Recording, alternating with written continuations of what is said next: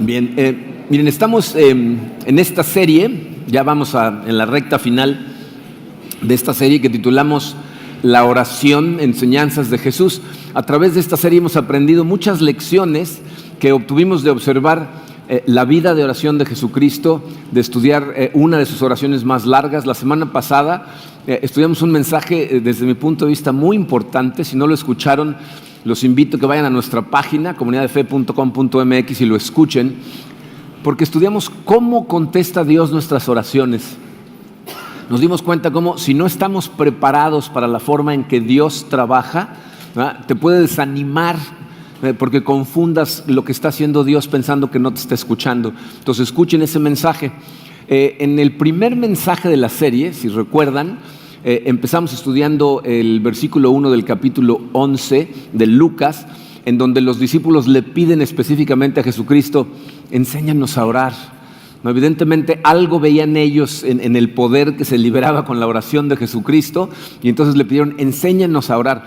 Y les ofrecí en aquel entonces que íbamos a estudiar la respuesta a esa petición de los discípulos. La respuesta es lo que conocemos en México como el Padre Nuestro. Nos vamos a dar cuenta cómo, dice, más que una oración que nos enseñó Jesucristo, lo que hizo fue enseñarnos un modelo de cómo orar, ¿okay? Cómo delinear nuestras oraciones, cuál es el patrón que debemos de seguir, qué cosas deberían de cubrir siempre nuestras oraciones. Y eso es lo que vamos a estudiar empezando el día de hoy.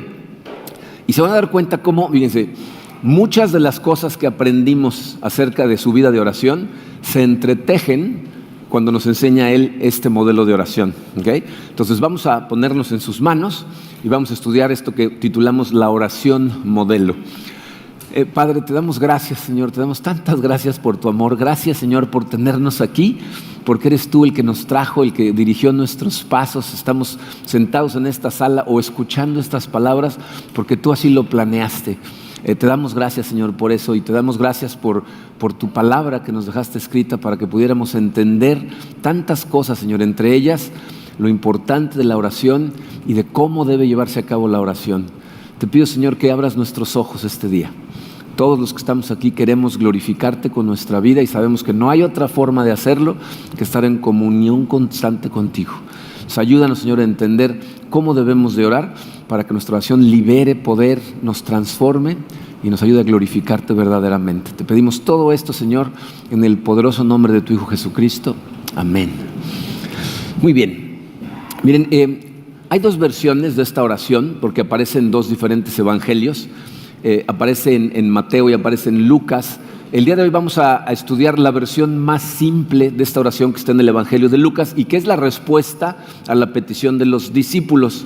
Y aún así, aún estudiando la más simple, nos va a tomar 2 mensajes analizar esta oración. Voy a leer primero el pasaje completo, Lucas 11, versículos 2 al 4.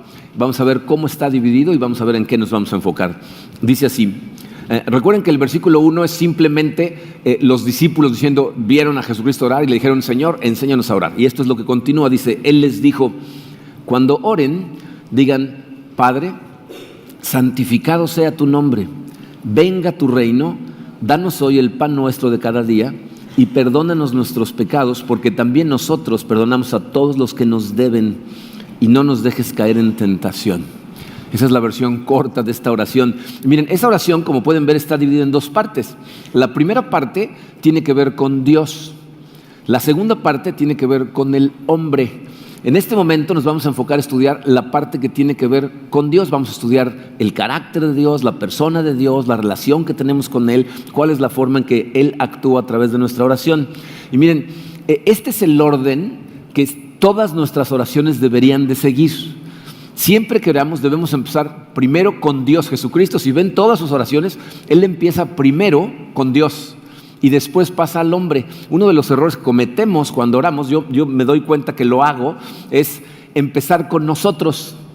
Pero eso nos causa un problema, porque fíjate, si yo empiezo conmigo, es decir, si empiezo hablándole a Dios de mis problemas, de mis necesidades, de las adversidades que estoy enfrentando, de lo oscuro que está el mundo, de las situaciones perversas que hay a mi alrededor, lo que sucede es que en mi corazón empieza a haber un desánimo, una depresión, que lo que hace es le quita poder a mi oración.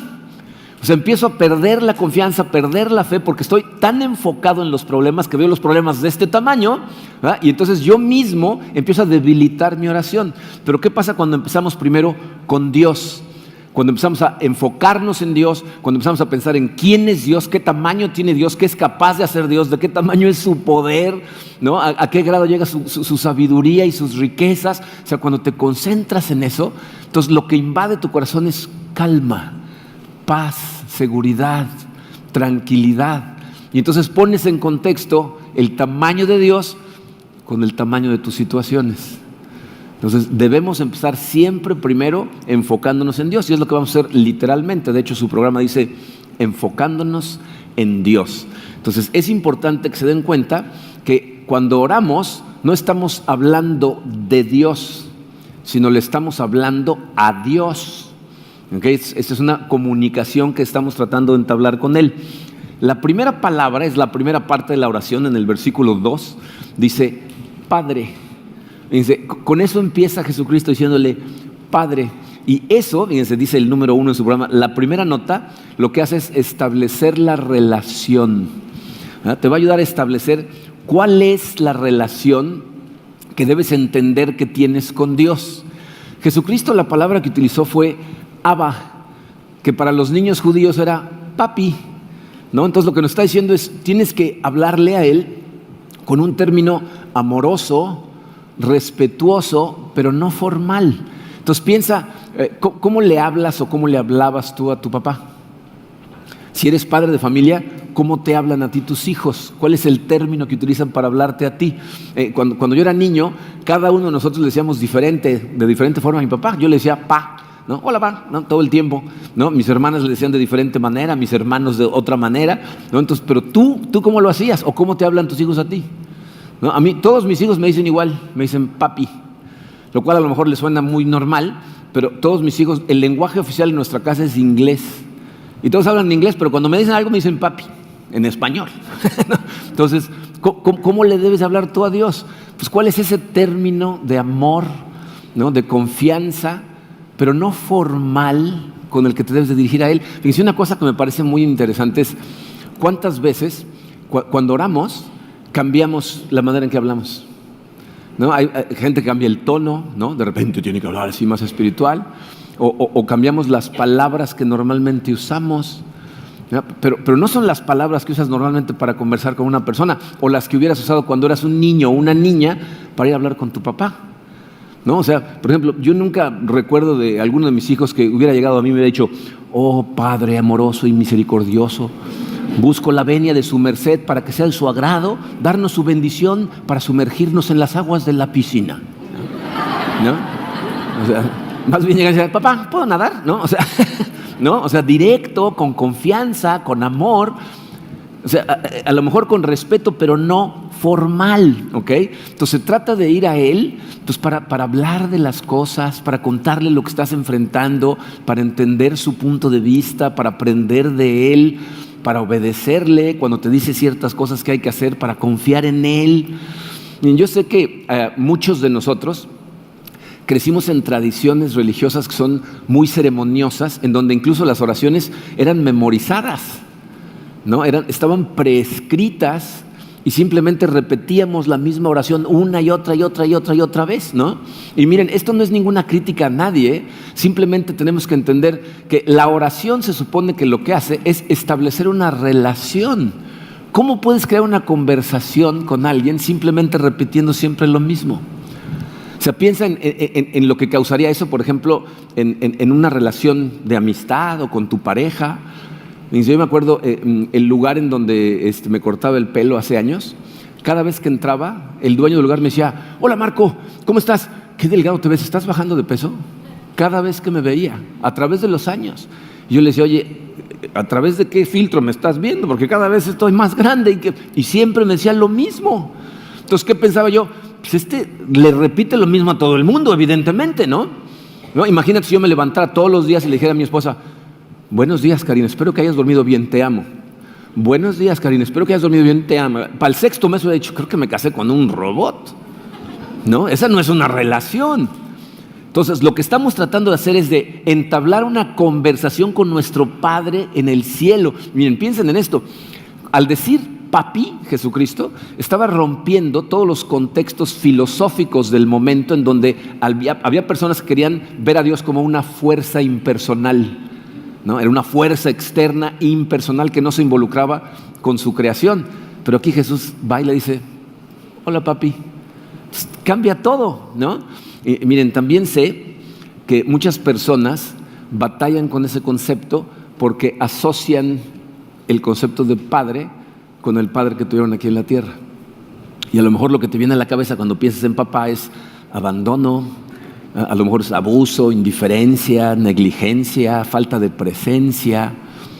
Pero cuando hacemos eso, bien, estamos cometiendo un error. Mi consejo para la gente que tiene esa batalla: no juzgues a Dios en base a cómo se portaba tu papá aquí en la tierra. Más bien, tenemos que juzgar el comportamiento de los padres aquí en la tierra en comparación a Dios, porque Dios es un Padre perfecto.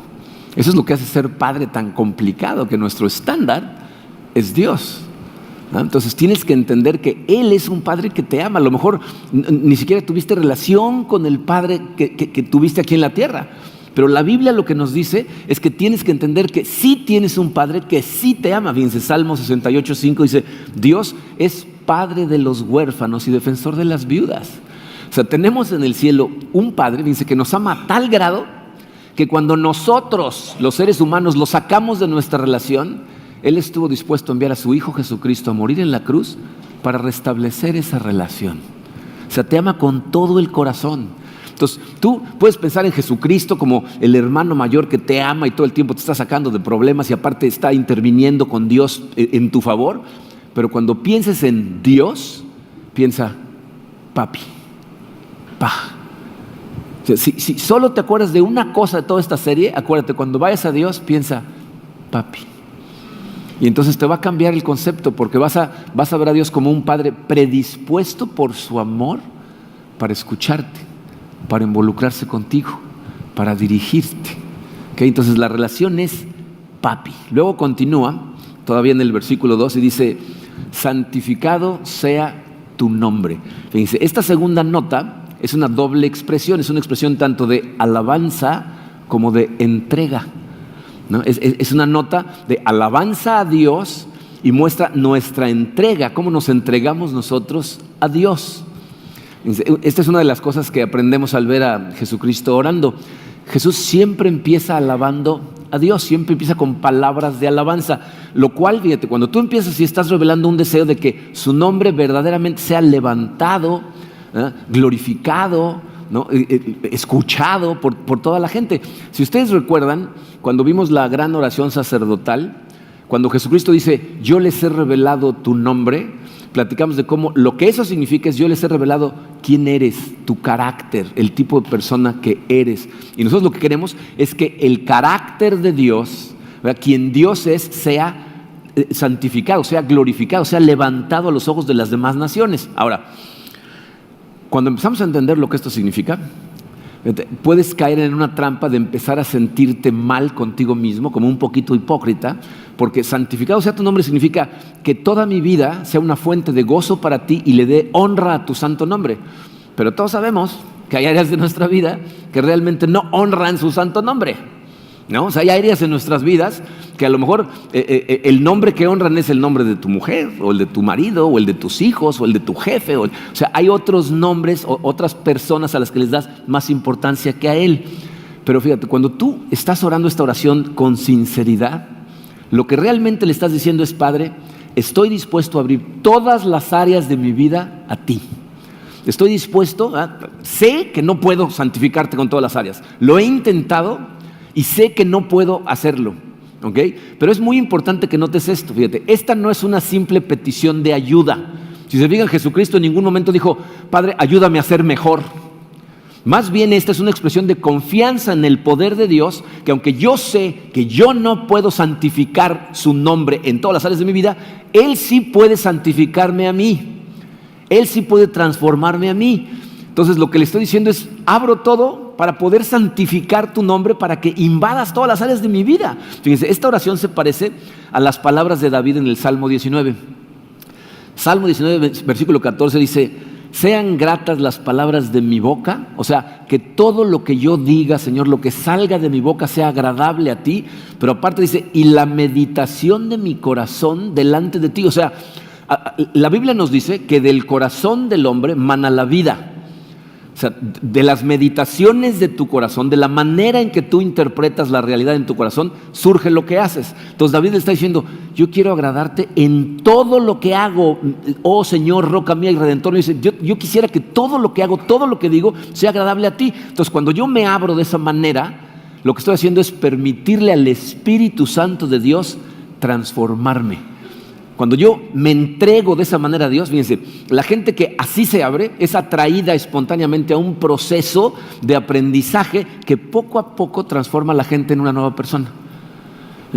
Martín Lutero decía una cosa muy interesante, decía: tú no tienes que decirle a una piedra que está bajo el rayo del sol que se caliente. O sea, no le tienes que ordenar, ¿no? O sea, piensen, aquí en Cancún tú tomas una piedra y un día de julio soleado a mediodía sin una sola nube, pones la piedra en la banqueta y la dejas ahí 4 horas, no le tienes que dar la orden de que se caliente. Se calienta porque está bajo la luz del sol, ¿están de acuerdo? Bueno, lo que aquí está diciendo Martín Lutero es: tú no tienes que decir a una persona transfórmate si se abre y se expone a la luz de Dios. Si tú te acercas a Dios, vas a su palabra, estás permitiendo que entre a todas las áreas de tu vida, te va a transformar. O sea, Él va a hacer el trabajo y te va a transformar. Entonces, cuando estás orando esta oración, lo que le estás diciendo es: no hay una sola área en mi vida que no estoy dispuesto a que invadas, a que entre tu espíritu a todos los rincones de mi corazón, especialmente esos lugares que hay oscuridad en mi corazón, que entres, los ilumines, limpies mi corazón para que te dé gusto vivir en ese corazón, porque sé que entrando ahí va a empezar a haber transformación en mi vida. Eso es lo que Pablo nos dice en 2 de Corintios 3:18. Dice: así, todos nosotros que con el rostro descubierto reflejamos como en un espejo la gloria del Señor, somos transformados a su semejanza con más y más gloria por la acción del Señor, que es el Espíritu. Entonces yo voy en oración y le digo: Padre, santificado sea tu nombre. O sea, me abro totalmente a ti y te permito transformarme para que mi vida verdaderamente le dé gloria a tu santo nombre. ¿Ok? En la última parte de este versículo dice: venga tu reino. Miren, esta tercera nota es un grito de esperanza. Es un grito de esperanza. Venga tu reino. Fíjense,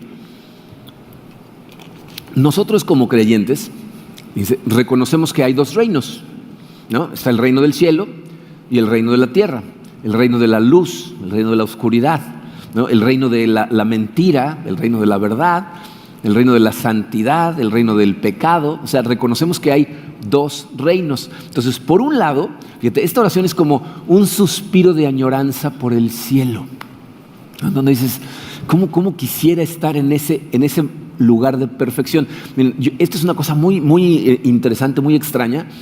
Todas las personas en su corazón añoran el cielo. O sea, añoran ese momento de perfección, como cuando Dios creó el universo, y nos dice que había una perfecta paz entre Dios y su creación. Es lo que los judíos llaman shalom. Era una armonía perfecta en donde todo el mundo estaba en paz. Y por alguna razón tu corazón extraña esa sensación, extraña ese momento, esa perfección. Por eso la imperfección en el mundo te causa el saber que algo está mal y que podría estar bien. Esa es una añoranza por el cielo, ¿no? Todos quisiéramos estar ahí. Pero, fíjense, esta oración es un deseo, es una petición de que el cielo venga a la tierra, ¿no? De que los reinos del mundo se conviertan en el reino de nuestro Señor, ¿no? Yo creo que a todos nos ha sucedido que somos conscientes de la miseria, del hambre, de la injusticia, de lo que sucede en todo el mundo, y te asquea y dices: Padre, que venga tu reino, ¿no? Pero si lo piensas, lo que eso significa realmente es algo que nos confronta. Porque cuando Jesucristo le dijo a sus discípulos: el reino de Dios está aquí, ¿se acuerdan qué fue lo siguiente que hizo? Los mandó al mundo. En otras palabras, ¿quiénes son los responsables de ser agente de cambio en esta tierra? ¿Quién?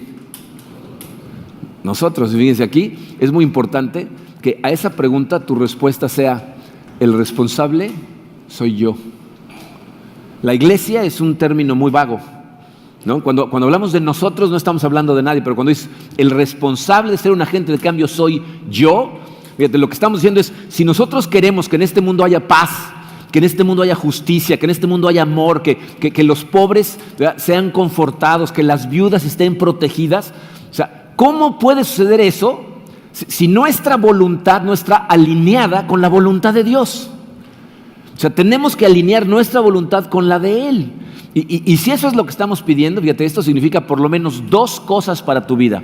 La primera de ellas, letra A, dice: debo tratar de vivir la vida de acuerdo a su voluntad.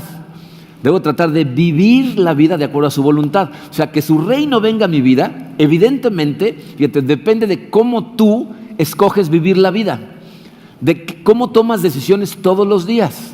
Entonces, en tu vida tú haces siempre lo más correcto, lo más honesto, lo más justo, lo más humilde. O sea, las cosas que quisieras que pasaran en esta tierra, las estás viviendo tú. Y miren, muchas veces en esta parte nos confundimos y pensamos que esto específicamente se trata de portarte bien. No, venga tu reino, ya me voy a portar bien. Estamos hablando de que a lo que nos mandó Jesucristo al mundo es hacer discípulos de todas las naciones. Es extender el evangelio de Dios. ¿Ah? Entonces, si tú estás diciendo venga tu reino y tú lo estás pidiendo, adivina a quién le va a pedir que te encargues de tocar lo más posible el mundo que hay a tu alrededor. Es una confrontación a nosotros. Entonces, cuando yo digo hágase tu voluntad, lo que estoy haciendo es renunciar a la mía. Es decir, te voy a ceder mis planes y voy a perseguir los tuyos. Te voy a ceder esos objetivos que yo pensé que tenía que perseguir y voy a perseguir los que tú me des, ¿no?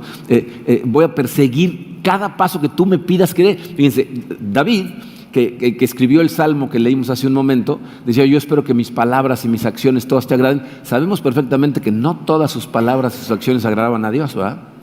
¿Ah? Pero fíjense sus oraciones. Salmo 119, 133 le dice: guía mis pasos conforme a tu palabra, para que no me domine el mal. O sea, las oraciones de David es: yo quiero que mi vida te glorifique. Y le dice: guíame conforme a ¿qué? A tu palabra. O sea, yo voy a tratar de aferrarme a tu palabra, Señor, porque he notado que cuando no hago eso, cuando me suelto de tu palabra, empiezo a perseguir mis planes, empiezo a hacer mi voluntad y entonces me domina el mal. Pero cuando me aferro a tu palabra, cuando soy invadido por tu espíritu a través de la Biblia, entonces recibo tu sabiduría, persigo tus planes, hago tu voluntad y entonces tu reino llega a mi vida.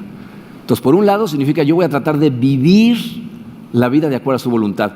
La otra, la letra B, es un poco más difícil de asimilar. Debo tratar de aceptar la vida de acuerdo a su voluntad. O sea, no nada más vivir la vida de acuerdo a su voluntad, sino ahora aceptar la vida de acuerdo a su voluntad. Miren, nos vamos a dar cuenta que cuando esta oración es orada correctamente, más que ser una herramienta para tratar de forzar la mano de Dios a que haga lo que yo quiero que haga, es un medio para transformar mi propio corazón. O sea, que lo transforme al grado que yo voy a confiar en Dios tanto que le puedo decir literalmente: Señor, hágase tu voluntad. No quiero mis planes, quiero los tuyos. Quiero que tu voluntad se haga en la manera en que trabajo, la manera en que vivo mi matrimonio, la manera en que educo a mis hijos. Que se haga tu voluntad en todas las áreas de mi vida. Que es lo que Jesucristo le pide en Getsemaní, que hemos analizado tantas veces. Mateo 26, 39. Padre mío, si es posible, no me hagas beber este trago amargo, pero no sea lo que yo quiero, sino lo que quieres tú. ¿Qué está diciendo ahí? Pues a mí me gustaría que fuera de otra manera, pero tú sabes mejor que yo, entonces hágase tu voluntad. Y miren, esto es precisamente la diferencia entre las oraciones de un verdadero cristiano comparadas con las oraciones de todas las demás religiones, incluyendo a gente que se llama así cristiana, pero lo que ha hecho es inventar su propia religión. La diferencia es esto. Las oraciones de los cristianos dicen: Padre, voy a recibir lo que me mandes. Lo que venga de tu mano, eso es lo que voy a recibir. ¿Se acuerdan de las palabras de Job? Fíjense, Job 2:10 dice: si de Dios sabemos recibir lo bueno, ¿no sabremos también recibir lo malo? Fíjate, o sea, lo que nosotros consideramos malo, Job está diciendo, si Dios nos manda cosas que nos gustan, entonces gracias a Dios, bravo, pero si nos manda algo que no nos gusta, entonces estamos enojados con Dios. Fíjate, si tu fidelidad a Dios, si tu compromiso a Dios depende de que las cosas siempre sucedan como tú quieres que sucedan, de la manera en que tú quieres que sucedan, es una cuestión de tiempo. Lo vas a dejar de seguir porque en algún momento va a pasar algo que no te va a gustar. Entonces Jesús nos dice, nuestras oraciones deben ser, Padre, que tu reino venga a mi vida hoy, aquí, ahora, que se haga tu voluntad en todo, incluyendo las cosas por las que estoy atravesando en este momento. Miren, es de verdad crucial que asimilemos este punto, porque ¿saben qué revelan las Escrituras que no se ve a simple vista? Dios construye, fortalece su reino en tu corazón cuando menos parece que está trabajando. O sea, cuando tú crees que menos está haciendo Dios en tu vida es cuando más trabajo está haciendo, porque generalmente pensamos que no está haciendo mucho cuando nos está yendo mal. Fíjense, escuchen las palabras de Santiago, Santiago 1, versículos 2 al 4. Dice, hermanos míos, considérense muy dichosos, no dichosos, ni siquiera conformes, dice, considérense muy dichosos cuando tengan que enfrentarse con diversas pruebas. ¿Qué son pruebas?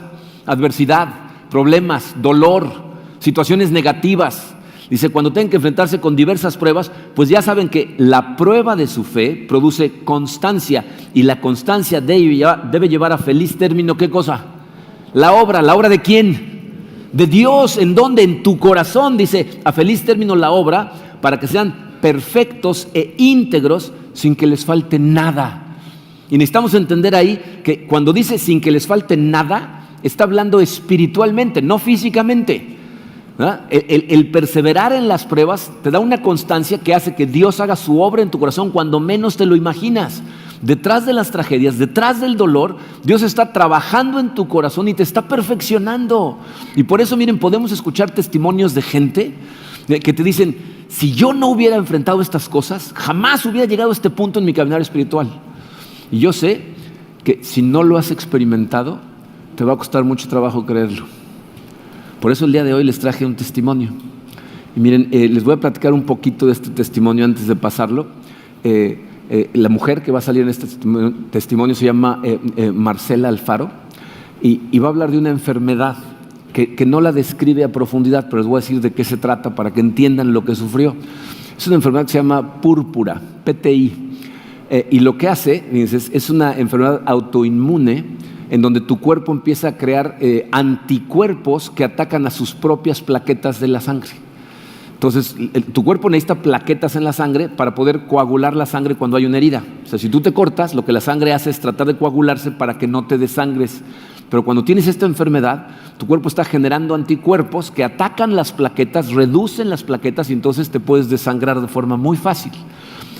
El tratamiento para esa enfermedad es fuertísimo, es a través de un bombardeo al cuerpo de cosas muy molestas y aparte requiere muchas veces cirugía.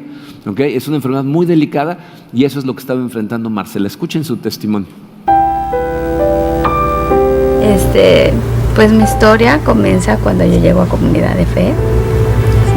No llego a Comunidad de Fe pensando en que lo necesito. Llego ahí pensando que una persona cercana a mí lo necesita ir a oír esta serie que se llamaba Recableando tu cerebro, hace aproximadamente ya 4 años de esto. El plan de Dios para mí fue perfecto, o sea, desde ahí empezó el plan de Dios para mi vida.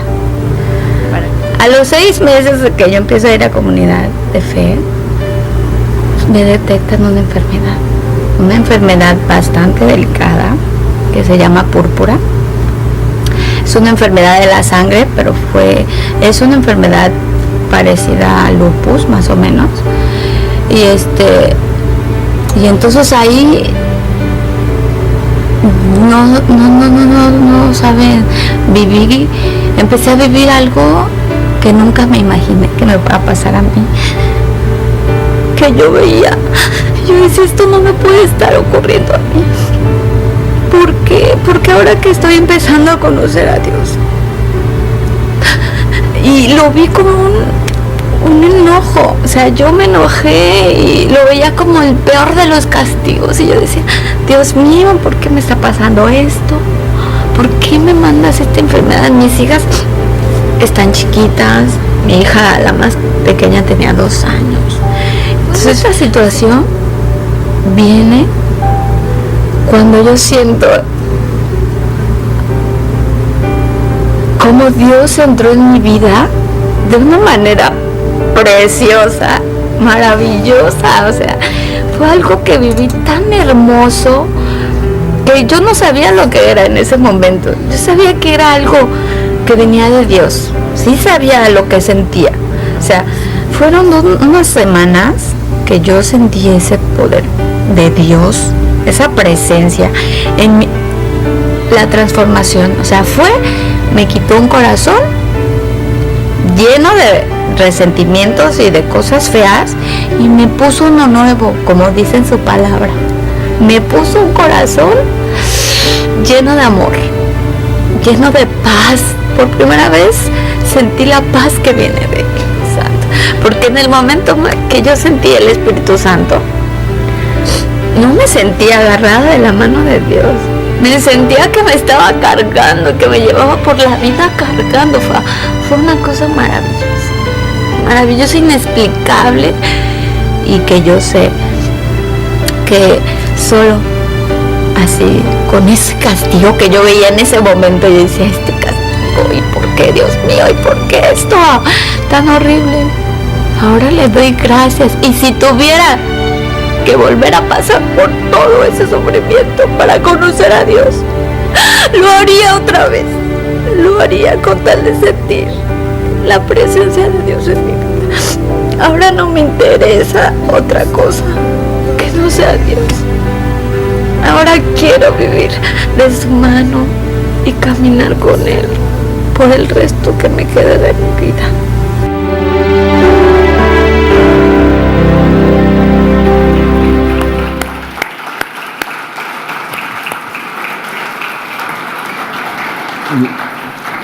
Esas son las lecciones más difíciles, pero más poderosas. Cada vez que Dios te presenta con situaciones tan complicadas y en lugar de hacer cualquier otra cosa, te sigues aferrando a Él, esto es lo que va a suceder. Y lo puedes escuchar de montones de testimonios de personas que te dicen, si no hubiera sido por eso, no hubiera conocido a Dios, no hubiera sentido su presencia, no hubiera sentido su poder.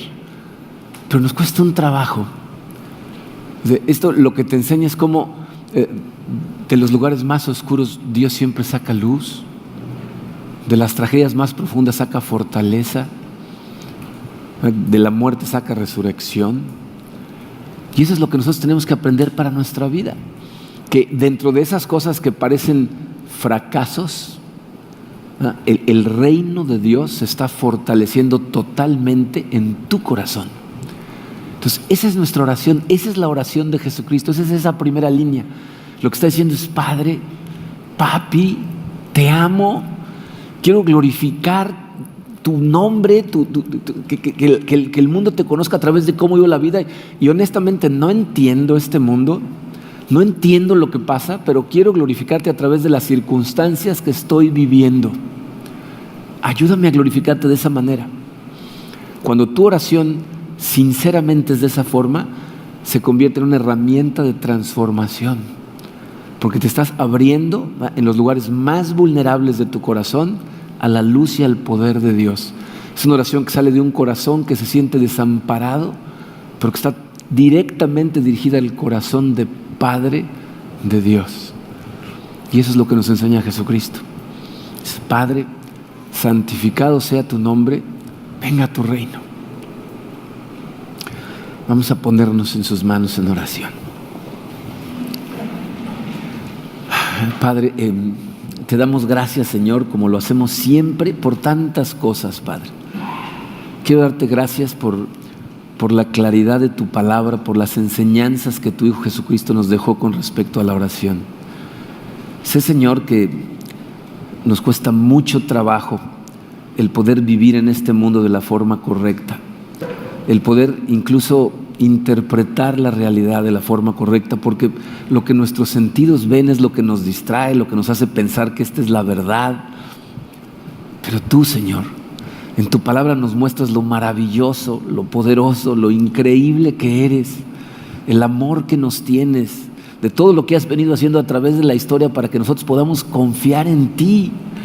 Te damos gracias por tu palabra, te damos gracias por tu Hijo, te damos gracias por los milagros que has hecho ya en nuestras vidas, Señor, que nos permiten saber que ahí estás, que nos amas con todo el corazón y que estás pendiente de nosotros. Queremos verte como un Padre amoroso, Señor. Sé, Señor, que incluso estas cosas provienen de ti. Ayúdanos a transformar la imagen que tenemos de ti en nuestro corazón y verte correctamente. Queremos glorificarte con nuestra vida, queremos santificar tu nombre, y todos los que lo hemos intentado, Señor, sabemos lo difícil que es para nosotros hacerlo. Y por eso te pedimos con toda honestidad, venga tu reino, Señor. Que se haga tu voluntad en nuestro corazón, que se haga tu voluntad en nuestras familias, en nuestra iglesia. Te pedimos, Padre, que nos mandes a nosotros, que seamos nosotros tus agentes de reconciliación en el mundo que pongas cerca de nosotros. Aclara nuestra visión, Señor, para poder ver las cosas como tú las ves. Queremos ser tus manos y tu corazón. Te pedimos verdaderamente, Padre, que utilices a esta tu iglesia y a cada uno de nosotros para extender tu reino aquí en la tierra, transformando nuestro corazón y haciéndonos tu amor, tus manos, tu cariño para toda la gente de aquí de Cancún. Te pedimos todas estas cosas, Señor, en el poderoso nombre de tu Hijo Jesucristo. Amén.